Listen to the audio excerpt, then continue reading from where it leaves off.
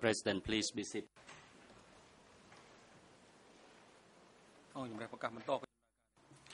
The court is now back in session. I note the defense counsel is on his feet. You may proceed.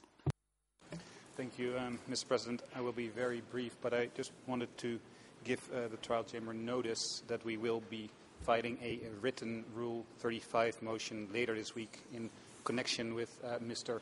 Hor Nam Hong's statements in the Phnom Penh Post and the Cambodia Daily last Friday. His statements amount to an interference with the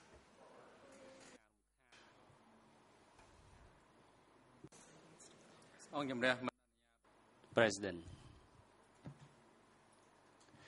you're not allowed to proceed, and the chamber has already advised parties already that if there is any issue to be raised, you may submit it in writing to the chamber so that the chamber has the basis for its decision.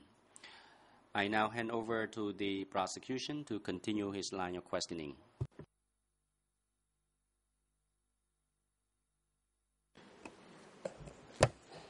Merci, Monsieur le Président. Thank you, Mr. President. Before we broke for coffee, Mr. Witness, we were talking briefly about the AKI, the Cambodia Press Agency, and you were appointed as director, and who in fact proposed your name?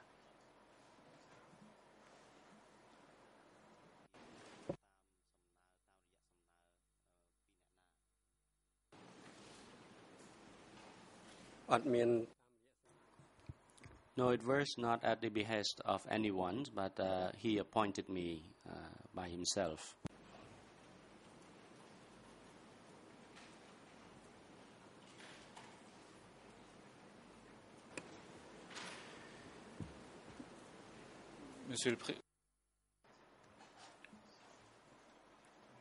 Mr. President, there's a very small sentence I'd like to quote in document E3100 or D91/25. I don't know if we need to put it on the screen, but the witness says in that Pol Pot appointed him on a proposal from Ieng Sary. If necessary, I can give the references for this. In Khmer, it's 0020. 4148. In French it's page 3, and in English it's 0022 3636. If you wish, sir, we can have this put up on the screen so the witness can see it, or if not, we can simply ask the witness for his reaction to what he in fact said to the investigating judges.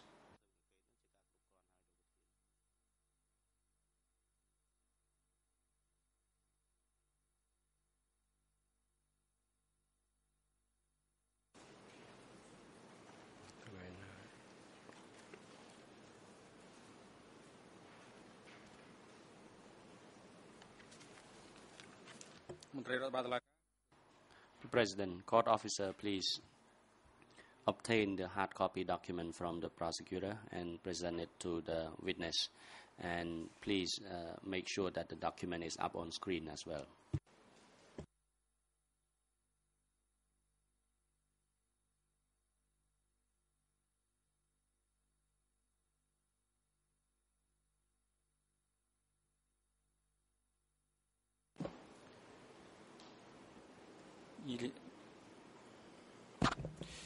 Voilà la citation, Monsieur. In the quote, Mr. President, end of page 3 in the French, on a proposal from Ieng Sary, Pol Pot assigned me to take charge of the Cambodia Press Agency regarding work in foreign languages and the morning broadcast. I received instructions from Ieng Sary, end of quote. Monsieur le témoin, que fait? So, Mr. Witness, what did the AKI agency do? What was its purpose?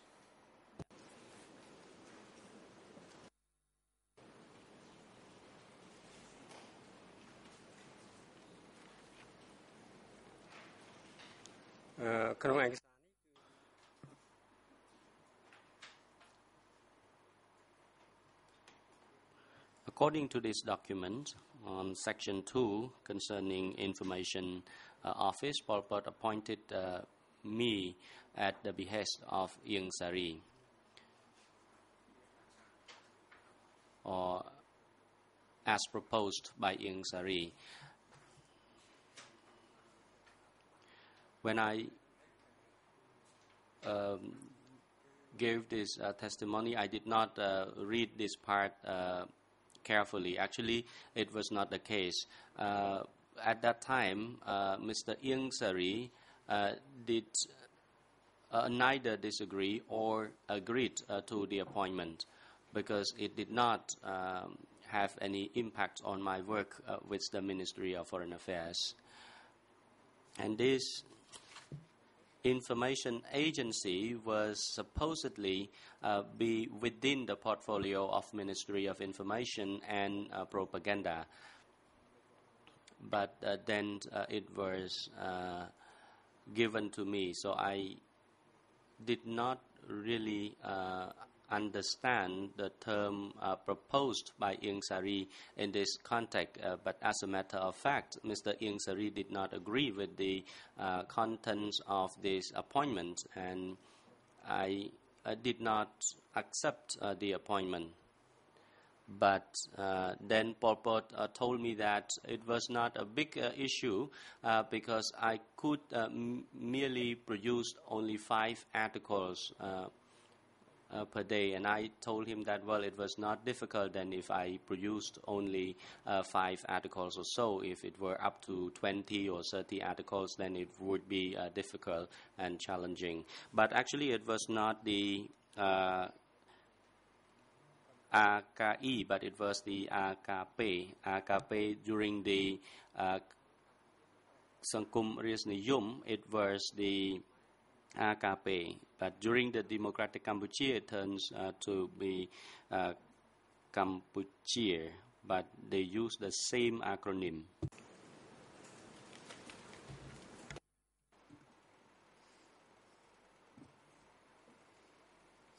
Thank you. So what did this AKP agency do? What articles did you write, and for whom?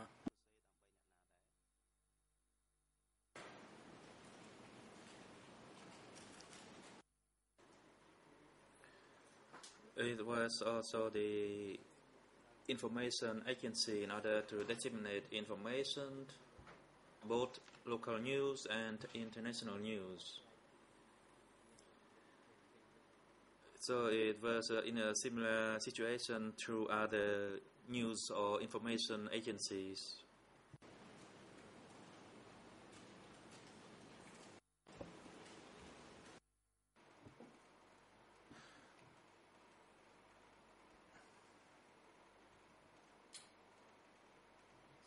And in the excerpt that I read out to you earlier, it is stated that you were also head of the Foreign Language Bureau of the Democratic Kampuchea Press Agency. So which languages, foreign languages, were broadcasted?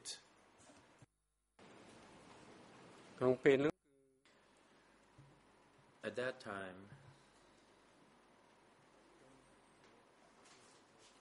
I was in charge of writing, translating, and broadcasting.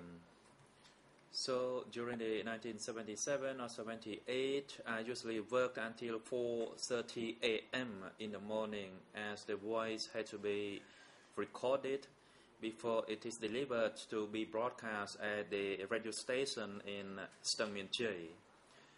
During these 2 years, per day, I only had half an hour rest. And the broadcast was made in Vietnamese, English, French, Chinese, and it was prepared to be also broadcast in the Thai language.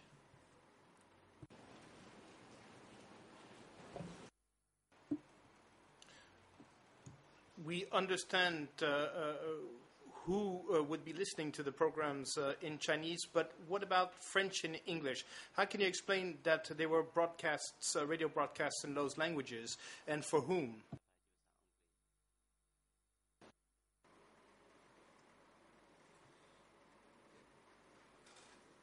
In fact, the English broadcast was also intended for the Southeast Asian countries. Also in Vietnam and Laos, people also listen to our English broadcast.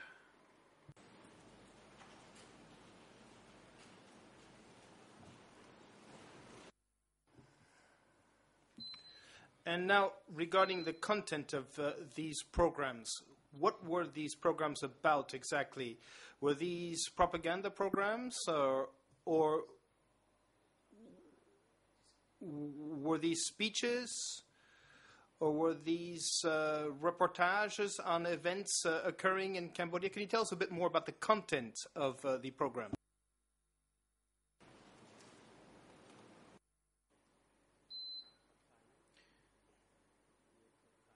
The broadcast was about the production activities,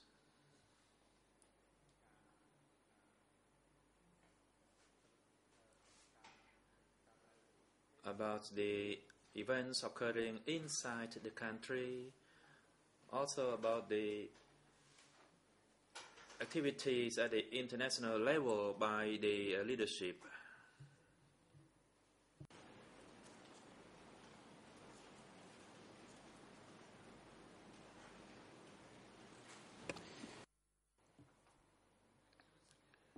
And who gave you instructions in regard to the foreign language radio broadcasts?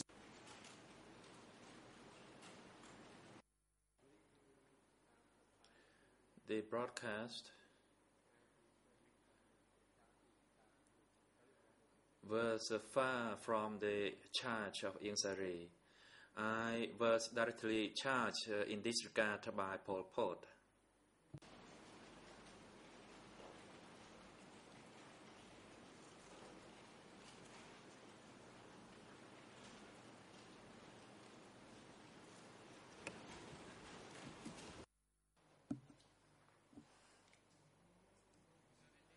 And you said that you had been nominated head of the Propaganda and Information Department as of June 1977. How were your duties different from those at the AKI and at the AKP? And what did this department do within the Ministry of Foreign Affairs?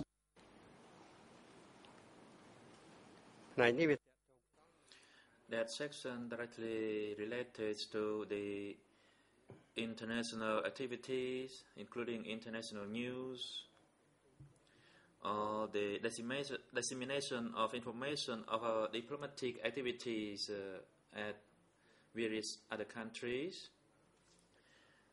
Also, it would broadcast, it would deal with the credentials of other diplomatic activities in the Democratic Cambodia.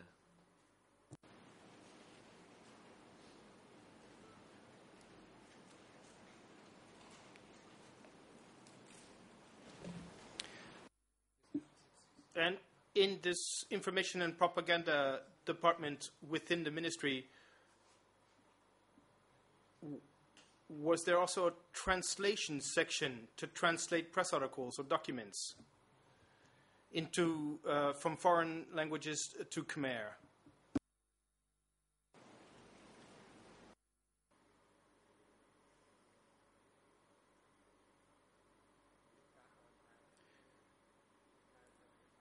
Translation was done both ways, from Khmer to foreign languages and vice versa.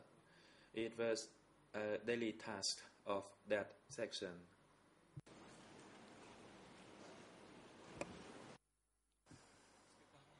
And among the documents to be translated into Khmer, were there articles coming from Western countries?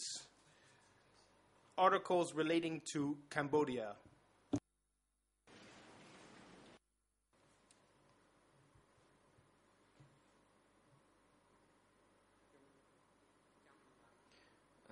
cannot recall it. However, that was not the direct task of that section, since there were other assigned sections to deal with this matter besides the Ministry of Foreign Affairs.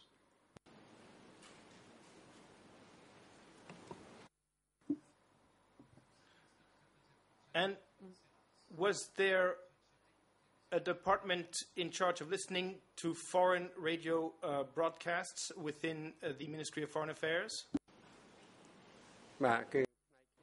Yes, it was my section charged in listening to the broadcast in the French, English, Chinese, and Vietnamese languages of the foreign broadcast.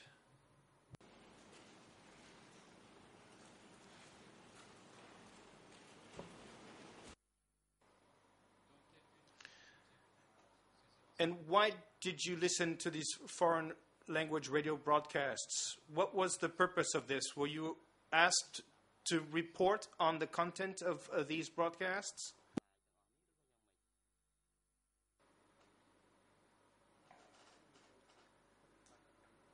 Yes, there was a daily, weekly, and monthly bulletins regarding that broadcast.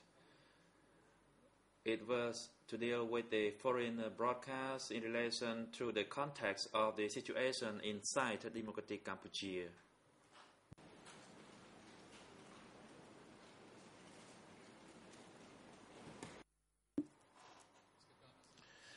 And among these radio programs, were any of them from Radio France Internationale or from the BBC or from Voice of America or from other international radio stations of this kind? Yes, there were. I was in charge of listening to all those radio broadcasts.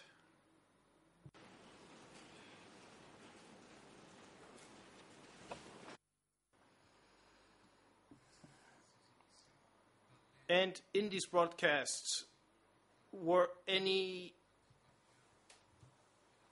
was there any mention of crimes committed by democratic Cambodia against its own population?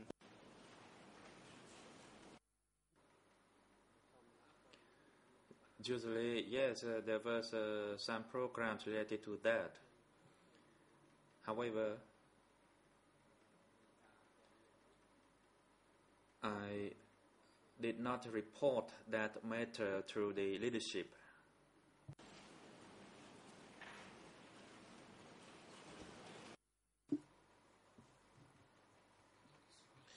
And as Ieng Sari's subordinate, weren't you obliged to report on the content of these radio broadcasts?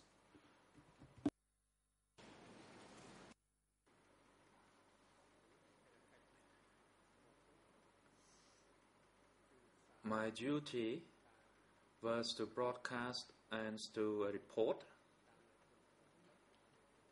And as I knew him, that was his proposal that I shall report to him of what exactly was reported and try not to limit or omit anything.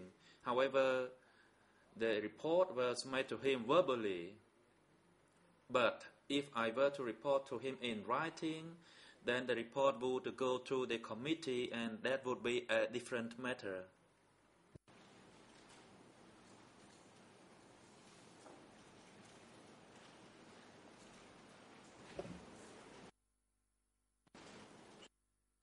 I'm not sure I understood exactly what you just said. So you would report orally to Ieng Sari on the content of the radio programs we just spoke about, that is, say, radio programs from foreign radio programs that were accusing the regime for crimes committed within Cambodia. So was Ieng Sari made aware by yourself of the content of these programs?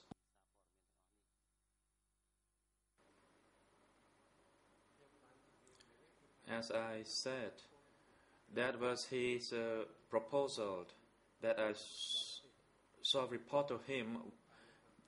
Exactly the reports made by other foreign broadcasts. And his instruction was the accuracy of what was reported, that I shall not add or omit anything.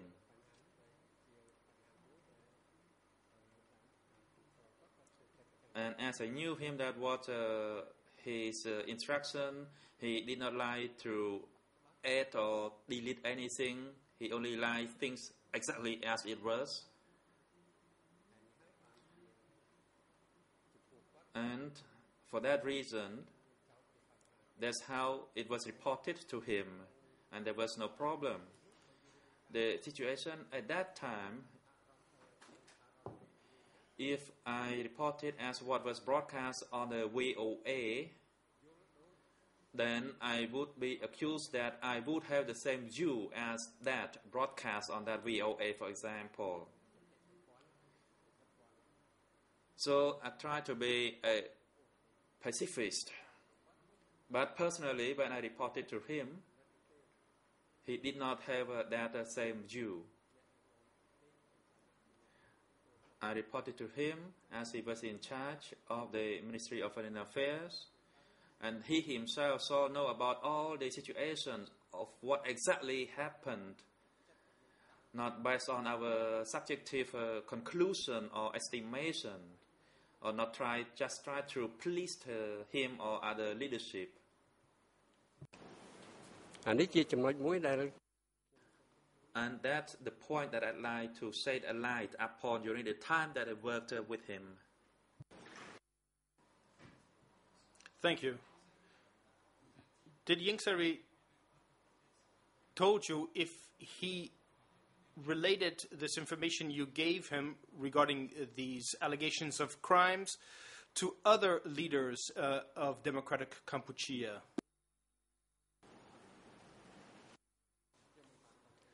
I do not know.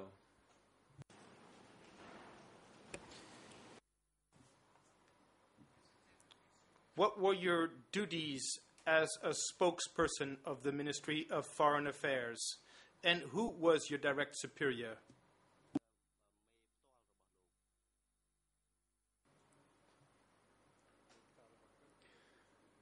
Ieng Sary was my direct superior. However, in some other sections or tasks, I directly worked for Pol Pot in his capacity as the party's secretary. In that capacity, he could assign me to any task legally.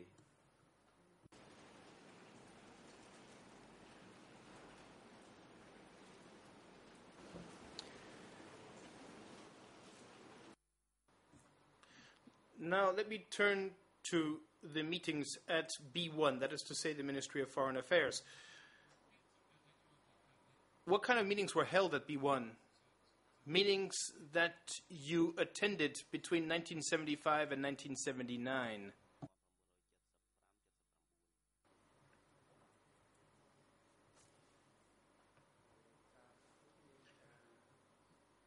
Meetings existed in various forms. There would be the meetings of the party branch within the entire ministry, and it occurred every fortnight. Then there were working meetings at various sections. It occurred every 3 days.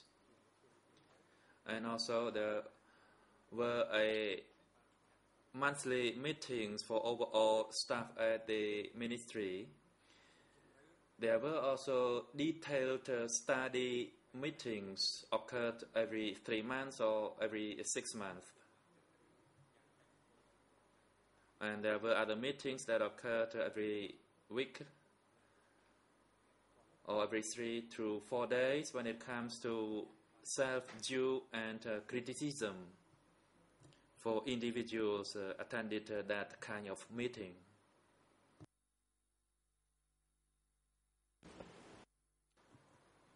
Thank you. Now let me revisit some of these meetings, but first I would like to have some clarification regarding the study meeting that occurred every 3 to 6 months. Was the study meeting the same as the General Assembly of the Ministry, or was this something that happened separately?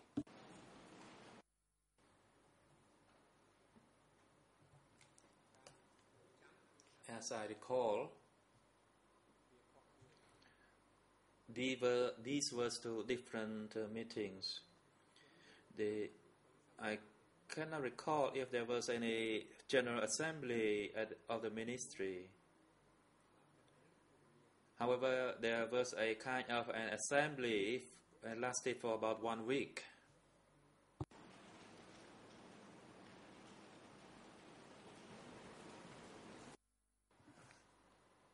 Thank you. What kind of meetings did Yang Sari attend? And what kind of meetings did he preside over? Did he preside over all of these meetings or only some of them? Let us say meetings regarding the ministry as a whole or certain departments of the ministry.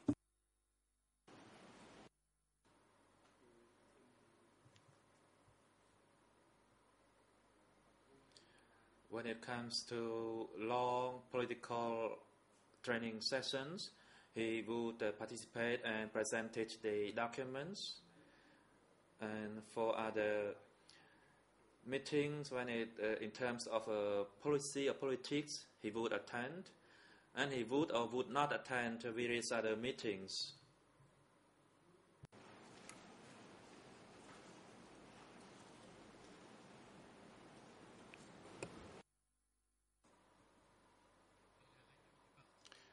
And what about the branch or party meetings? Did he preside over these?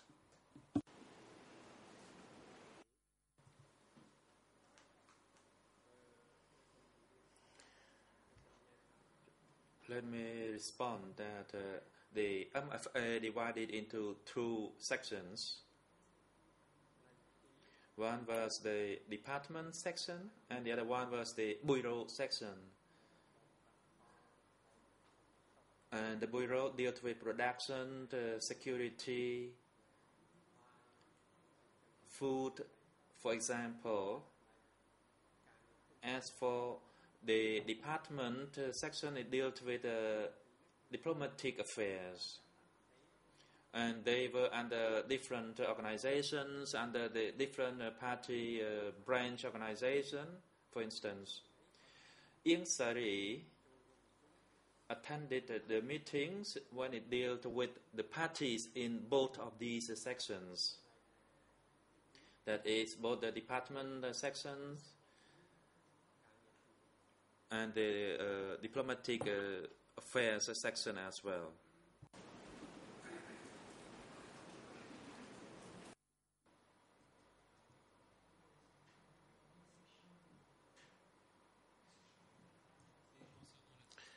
And regarding the bureau, you were not part of the bureau. You were part of the department involved in diplomatic affairs. Is that correct?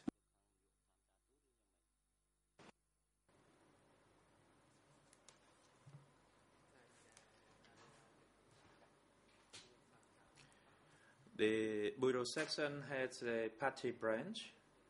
And so Madame Sosa was the party secretary and I was a member. As for the diplomatic section, it was subdivided into a secretariat of the ministry, of the protocol, the production,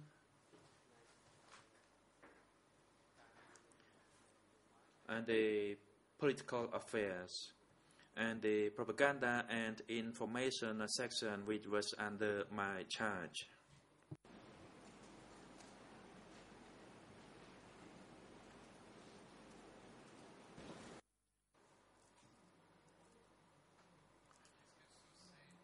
And did Sose tell you that he chaired the branch of the Bureau was Sosé subordinate to Sochet, correct interpreter, one of Yang Sari's subordinates?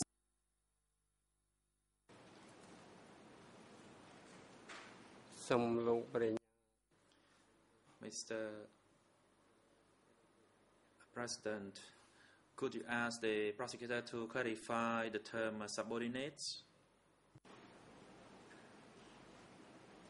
The President, prosecutor, could you rephrase your question? He doesn't understand the term subordinate that you use. Because in Khmer, the word "kon chai" could mean both the subordinate or the family members or relatives. So you try to specify whether you are referring to the cadres or to the staff of the department or the ministry. Thank you for this clarification, President. Yes, of course, I'm speaking about the Ministry of Foreign Affairs, and since Yang Sari was the Deputy Prime Minister in charge of Foreign Affairs, therefore Minister of Foreign Affairs, so Sosé, who led the party branch of the party at the Ministry of Foreign Affairs, was she under Yang Sari's orders?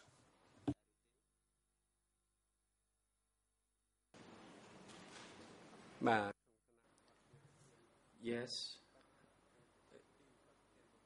He was both in charge of the Secretariat, also the protocol, the party branch, as part of the diplomatic section. So clearly, it falls under the responsibility of Yang Sari.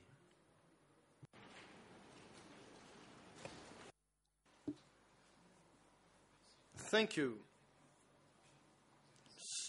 And among the meetings that you mentioned, were there any re-education sessions that might have been lengthy? And who attended these re-education sessions?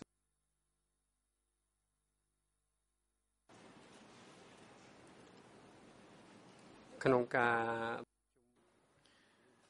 terms of the long-term study session, main the cadres of the ministry,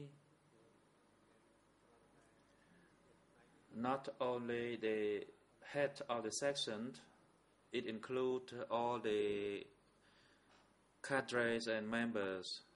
They would all participated.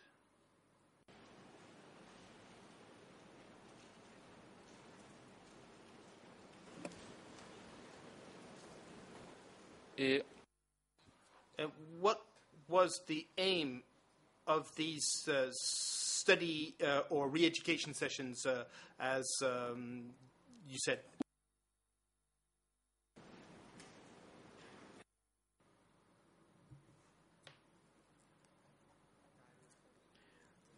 The study sessions were to grasp the revolutionary situation and the building of socialism in the country.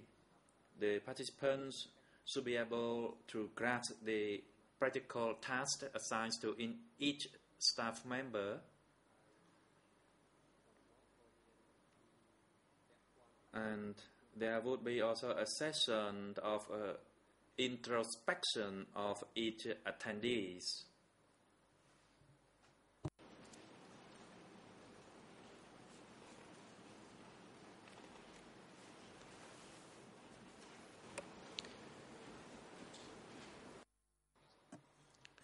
Can you tell us a bit more about the topics that were discussed during these sessions?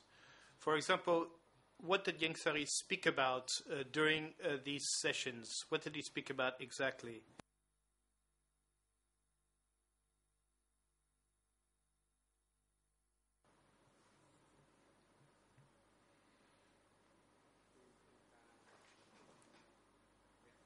During the long-term study sessions, we would mainly have the party documents that he would present through the attendees.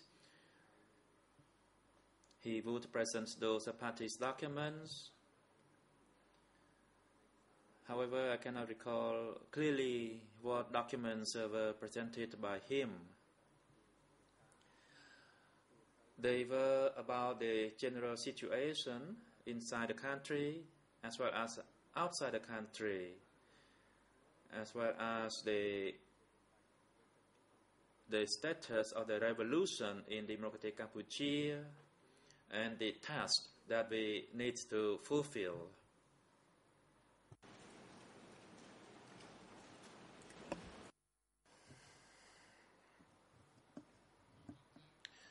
And now, regarding domestic affairs, what were the different subtopics that were discussed? For example, did people speak about enemies boring from within?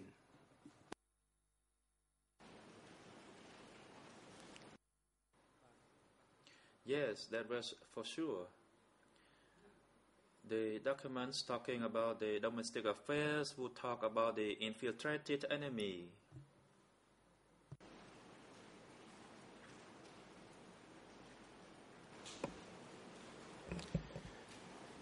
Nous allons y revenir plus tard, mais We can come back to this, but could you very briefly tell us who these enemies were who had infiltrated into the ranks and who appear in the party documents that Yang Sari presented at the study sessions?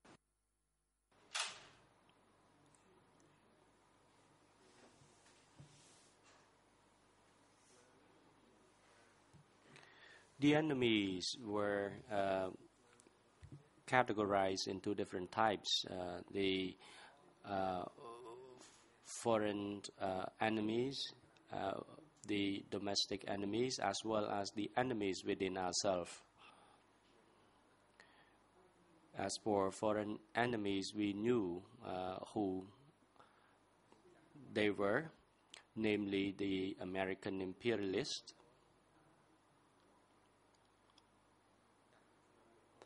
and then from late 1977 onward,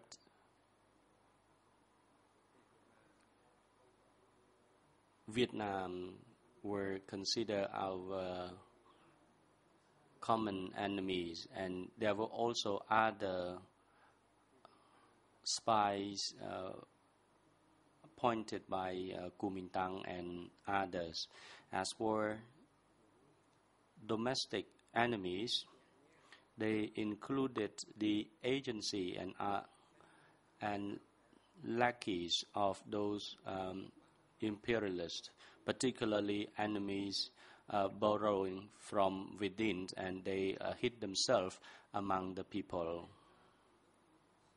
But documents at that time emphasize on the enemies within ourselves. They were the targets for the socialist revolution, and those were considered the remnants of the previous regimes, those who exploited the people in the previous regimes.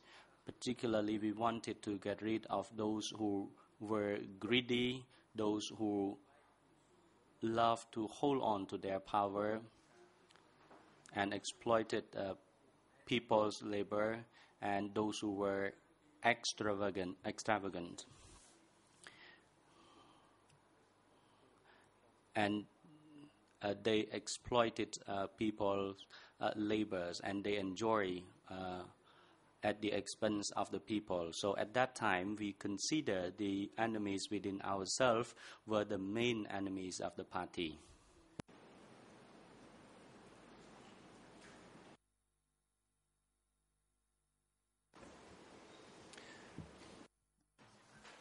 Thank you very much. Just now, you said that we should get rid of those who were greedy and who exploited people. What did Yang Sari and the party document say during the study sessions about this idea of getting rid of these enemies? What did that actually consist in?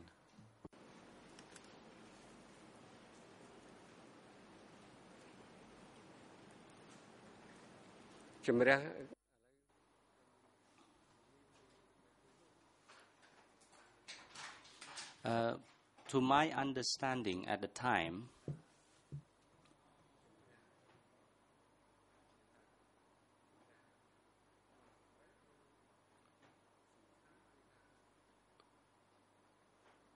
getting rid of the enemies meant that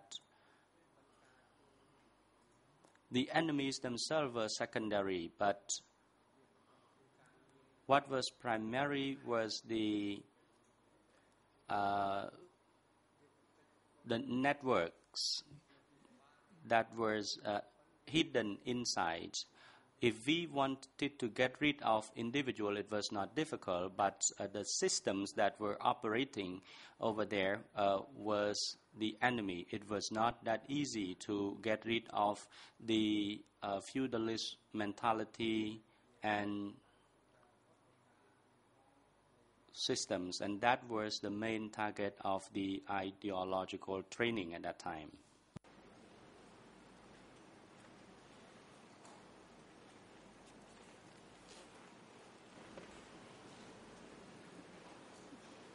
Merci. Comment? Thank you. How did the party, therefore, identify or unearth enemy networks?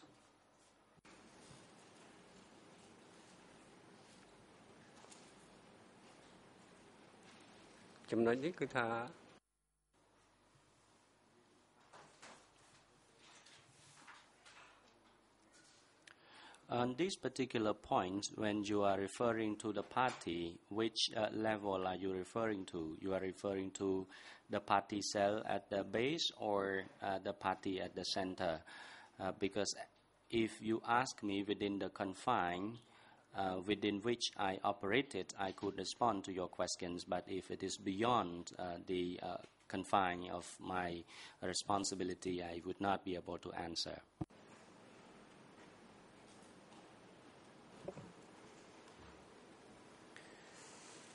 Eh bien, limitons-nous.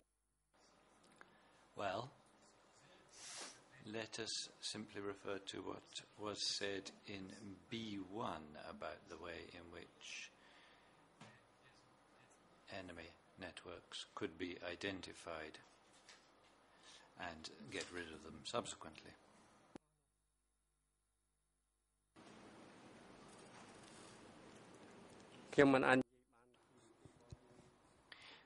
I cannot describe the situation at B1 because it was not within my knowledge and it was not within my responsibilities and duties either, because I was in charge of information and propaganda within the Ministry of Foreign Affairs. If you ask me a question concerning that section, then I would be happy to respond to it. Otherwise, I would not be able to answer the question, because it was not my business to know about what was happening in other section, because I was not supposed to know that information.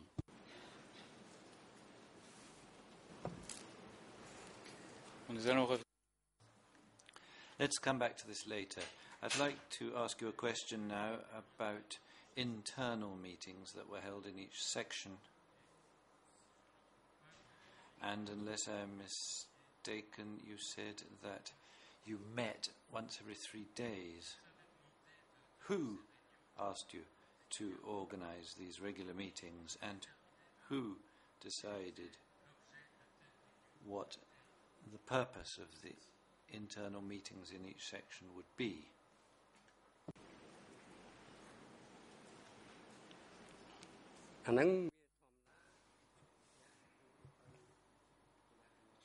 Normally, the person who was responsible decided the internal meeting.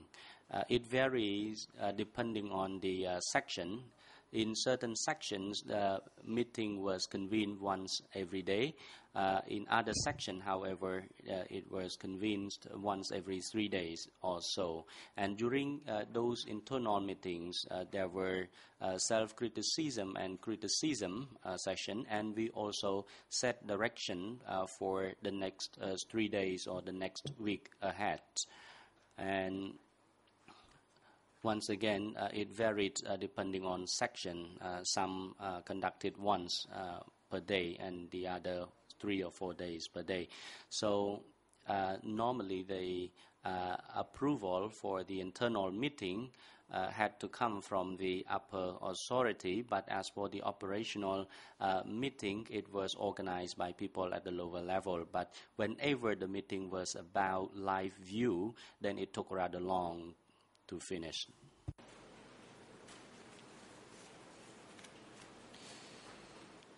Est-ce que lors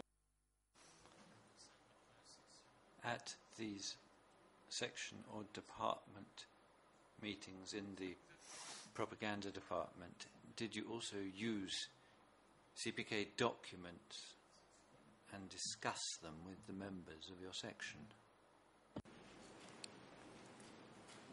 នៅក្នុងផ្នែកហ្នឹងគឺថា In the section I was responsible, it did not only outline the duties. And as for political affairs, it was always dealt with by the political section. And normally it was raised during the open meeting. But normally we attended the self-criticism meeting when we criticize each other concerning the shortcomings of the work performance, but we did not dwell on political matters or important matters.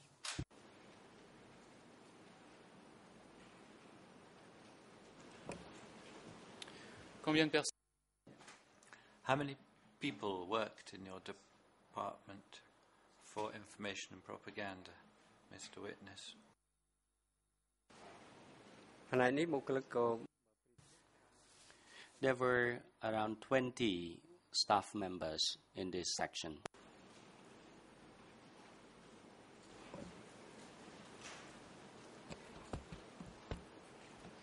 Est-ce que Was Long Norin one of the 20?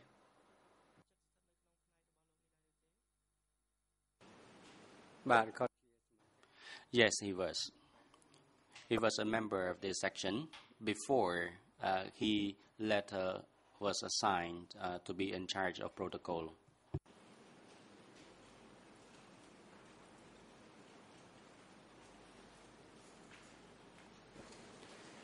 Est-ce que monsieur Was Mr. Zweibody also part of that section? លោកស្វាយបរី Mr. Swaibori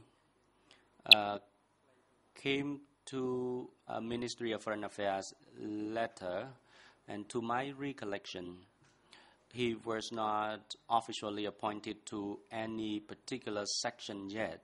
He was like a floating staff,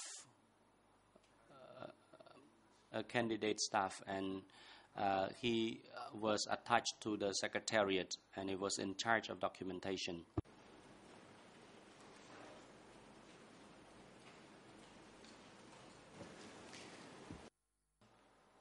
Thank you.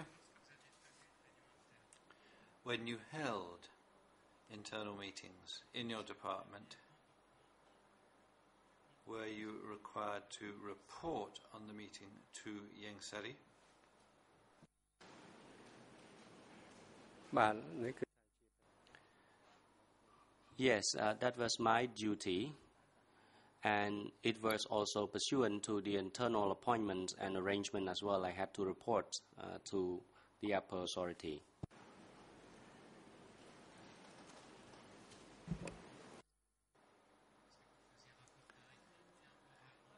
Did you draft written reports or simply report orally at the meetings of department heads?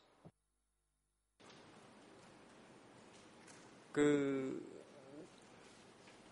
របៀប ធ្វើការងាររបស់ The working procedure at that time was largely the overall report. Rarely did we prepare a written report.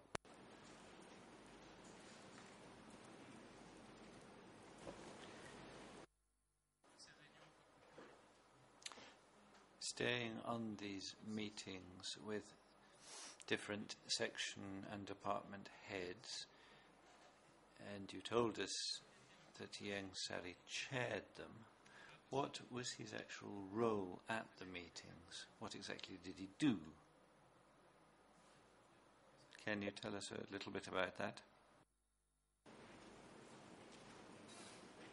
គាត់ជា He was the chairman of the meeting.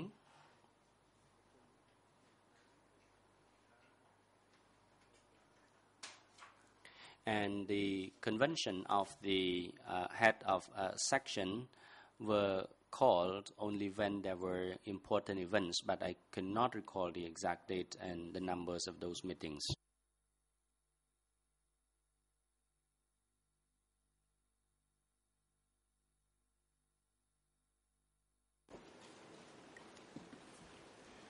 Est-ce qu'il y avait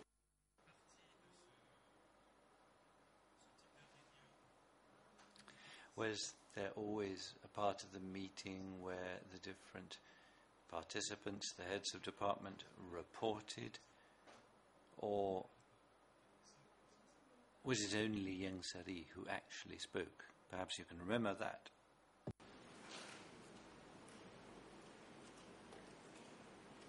បាទគឺថាមានតែគាត់ទេបាទ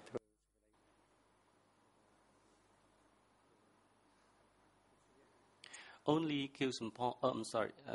only Ieng Sari delivered keynote address concerning the overall situation and foreign affairs, as well as the direction for the future implementation.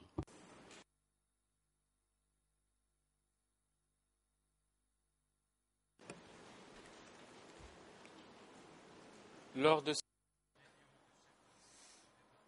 At these meetings of heads of departments, or at other meetings for that matter, when you look at the party political line, did Yang Sari talk to you about this?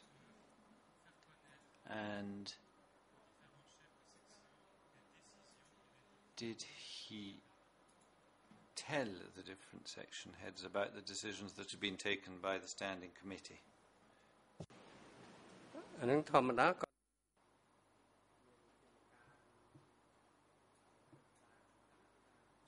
Normally, when there was any important event, then he would share it with the members of the meeting. But if you ask me to recall those important events, I cannot, I'm afraid.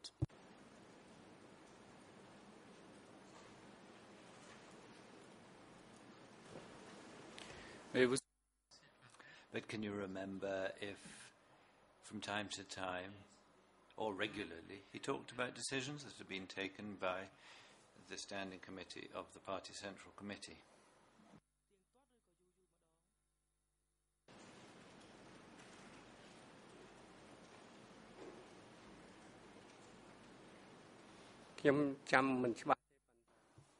I cannot recall it clearly.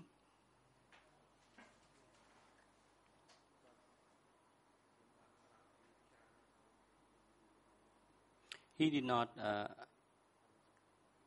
tell us frequently concerning the decision of the standing committee, but he did not even mention that it was the decision of the standing committee, but rather he mentioned that it was the decision of the party, so it was a collective decision by the party.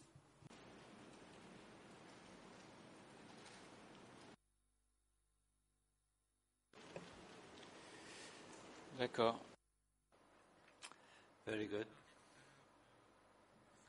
A moment ago you were talking about the fact that it was possible that general assemblies could have been held in the ministry. Perhaps General Assembly was not a term used, but you did say that there were big meetings that were held there that lasted sometimes a whole week. You can call them general meetings or congresses, but did that happen very often? How many times per year did Ieng Sary hold that kind of general meeting?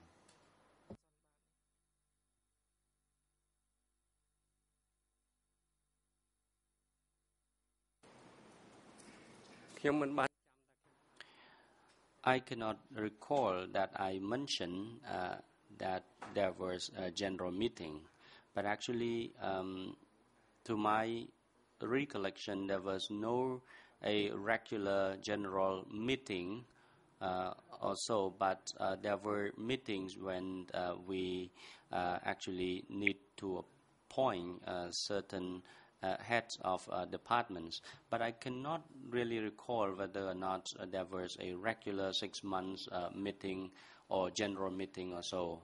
But of course, there were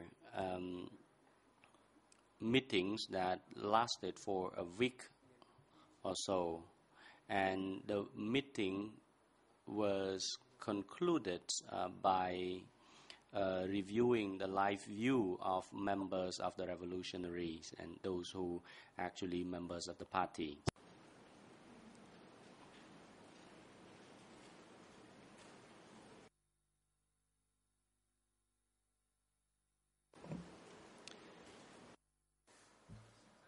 Thank you.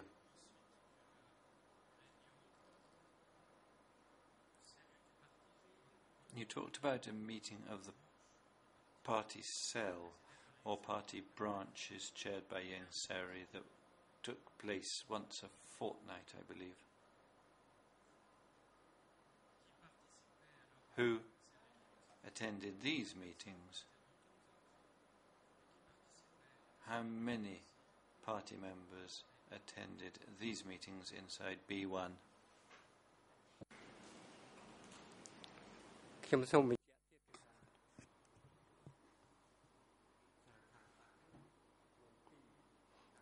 I would like to clarify on the party cells.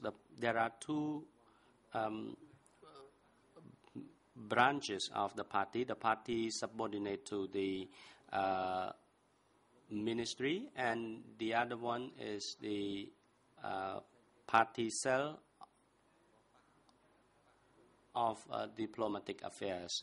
And Mr. Ieng Sary chaired the two party cells. But as for the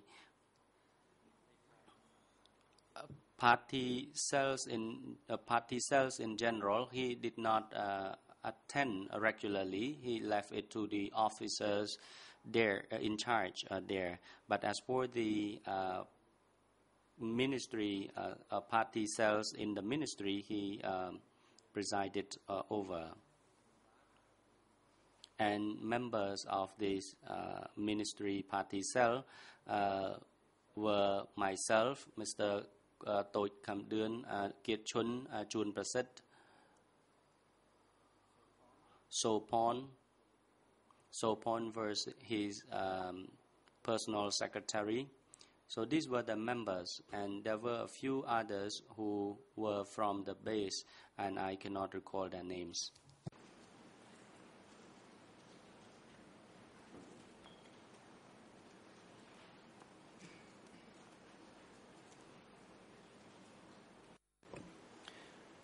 Sans y avoir Or without actually participating in it, do you know who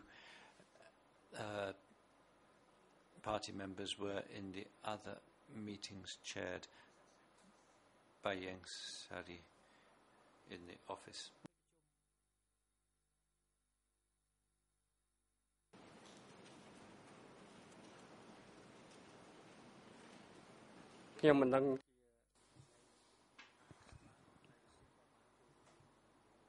I don't know whether the chairman of the ministerial office was there, and I did not know how many times the meeting were held, but normally the meetings were held both at the ministerial level as well as the political office level within the Ministry of Foreign Affairs.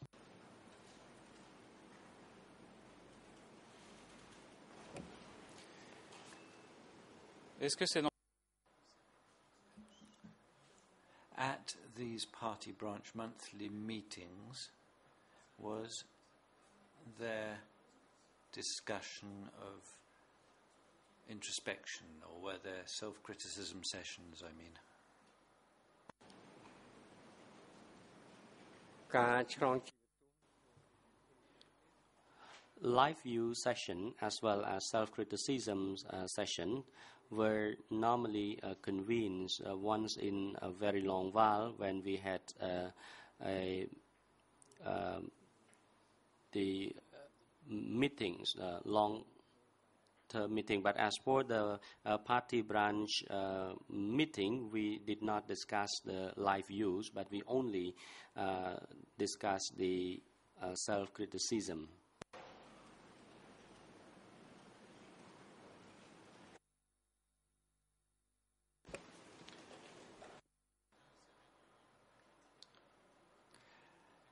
These criticism and self-criticism sessions had precisely what objective?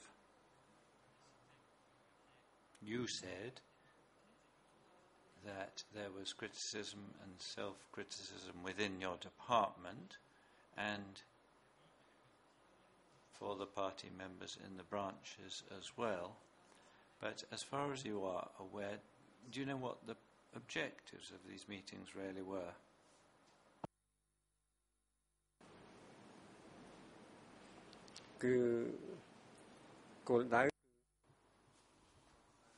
The objectives were to build revolutionary views and standpoints of each member.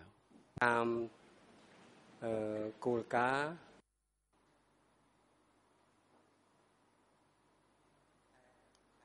in accordance with the principle of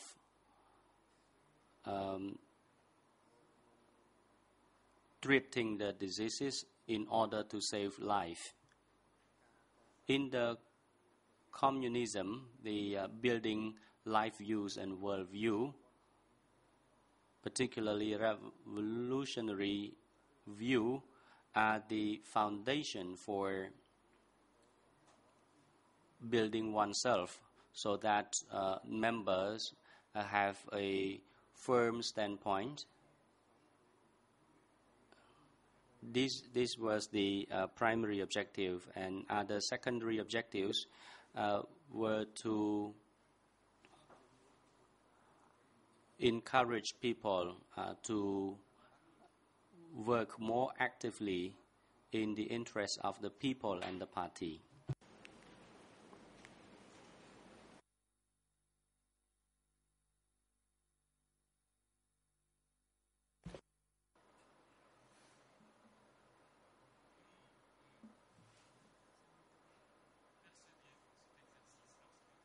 How did you perceive the exercise when you had to do your own self-criticism and when you were criticized by others at these meetings? Was it an easy exercise? Or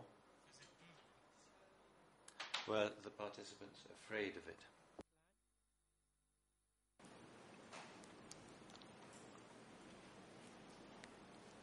គឺតាមពិសោធន៍កន្លងមក By experience in my department, I could speak for myself. At that times, I was criticized on 2 points. They were inevitable during the meeting. The attendees normally criticized me on 2 points. The first one, I was educated overseas.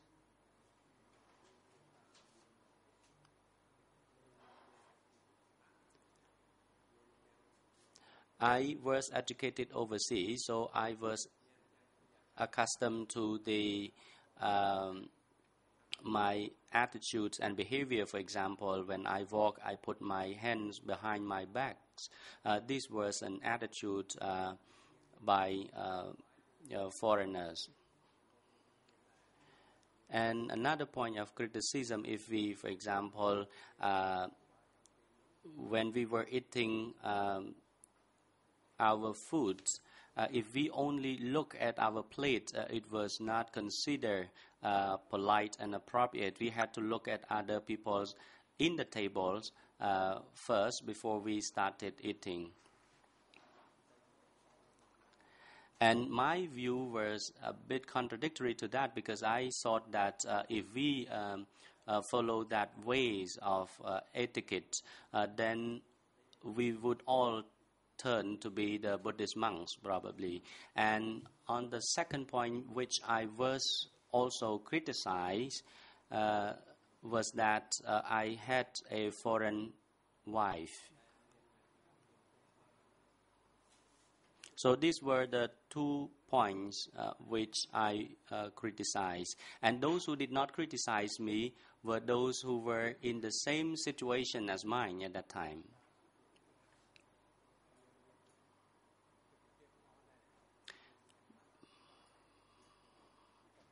But in terms of the criticism itself, it also brought about some good ideas as well, because we could learn what we need to improve.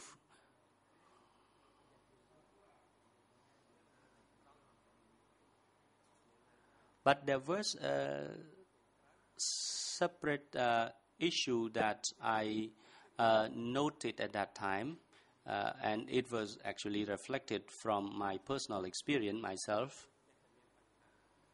Those who were too frank, they tend to have problem. But those who were rather flexible, they could survive it. But when it came to the favorable situation in certain circumstances, then it's rather difficult and long-winded if I had to describe on that particular issue.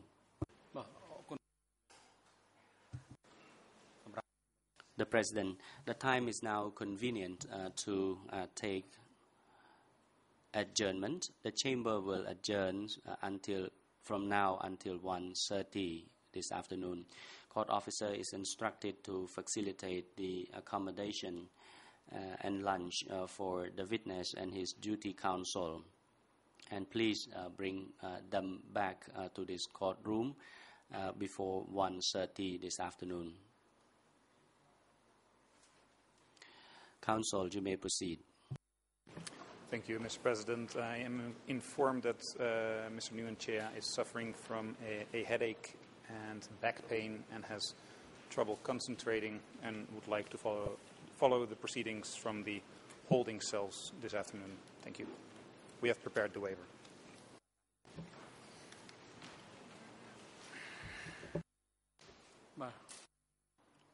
The President, having noted the request by Mr. Nguyen Chia through his defense counsel to follow the proceedings through audio-visual means from the holding cell downstairs for the remainders of the hearing today, this request is granted the request by Nguyen Chia is granted, so Nguyen Chia may follow the proceeding from the holding cell downstairs through audio-visual means. The Chamber notes that the defense counsel for Nguyen Chia have already expressed this waiver, and so the defense teams is required to submit the Chamber the waiver of the accused with his thumbprint and signature. And AV assistant, please make sure that the audio-visual equipment is linked to the holding cell downstairs for the remainder of the day so that Mr. Nguyen Chia can follow the proceeding from there. Security guards are instructed to bring the co-accused to the holding cell downstairs, and Nguyen Chia shall remain in the holding cell where he can follow the proceeding remotely, and Mr. Kieu Sampon is to be brought to this courtroom before 1:30. The court is now adjourned.